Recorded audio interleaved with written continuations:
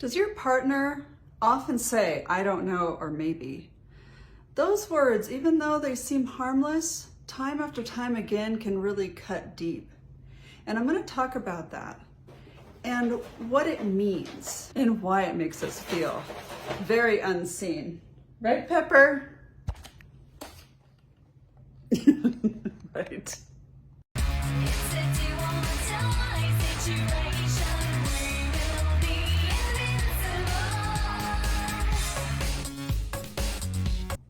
The I don't know sounds like indifference, but often he really doesn't know. Something like alexithymia, very common in autism. He really doesn't know, he doesn't have the words for it. To us, it feels like rejection. We crave clarity. We want dialogue.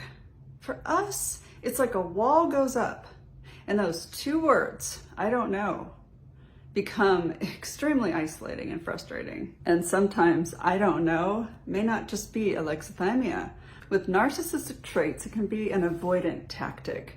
Something that he doesn't have to make that choice where he's held accountable. And guess who ends up carrying the load? Us Cassandra sisters. I don't know becomes our burden. Oh, and then there's the lovely maybe. You know what maybe does? You know, like that little carrot, it gives us that hope. There's that possibility. It's about avoiding conflict. Easier to stay vague than risk upsetting us. And for others, it's about control. Leaving options open means never being tied down. Either way, it leaves us stuck, waiting on a decision that will most likely never be made. Hearing I don't know and maybe chips away at us. We start to think, am I asking for too much? Is it me? We start to really second guess ourselves. In reality, we're asking for basic communication and respect. We're asking for partnership and not vagueness. And when we have that, we feel that isolation, that loneliness, and Cassandra syndrome deepens. So understanding the reason, it doesn't erase the hurt.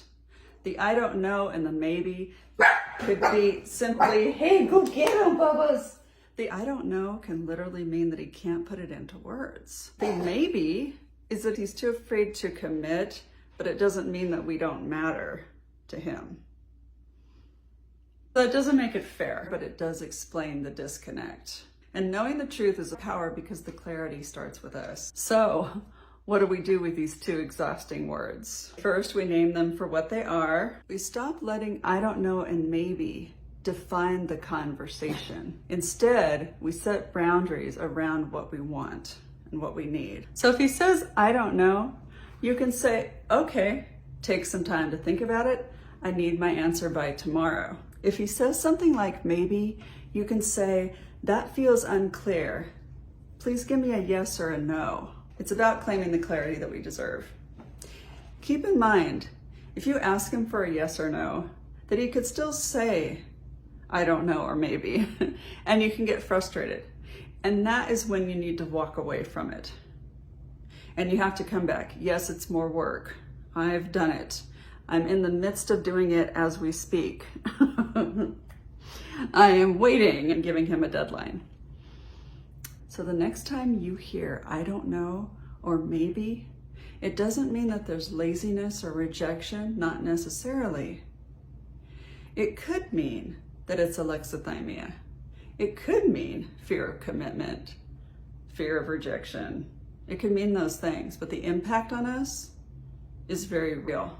We can't erase those words from our vocabulary, but the truth is, we can take away their power. And by knowing and understanding it and being Cassandra sisters, that's how we do it. That we can take away that silence by our understanding, love for our partner, love for ourselves, and we deserve nothing less. Take care of yourself.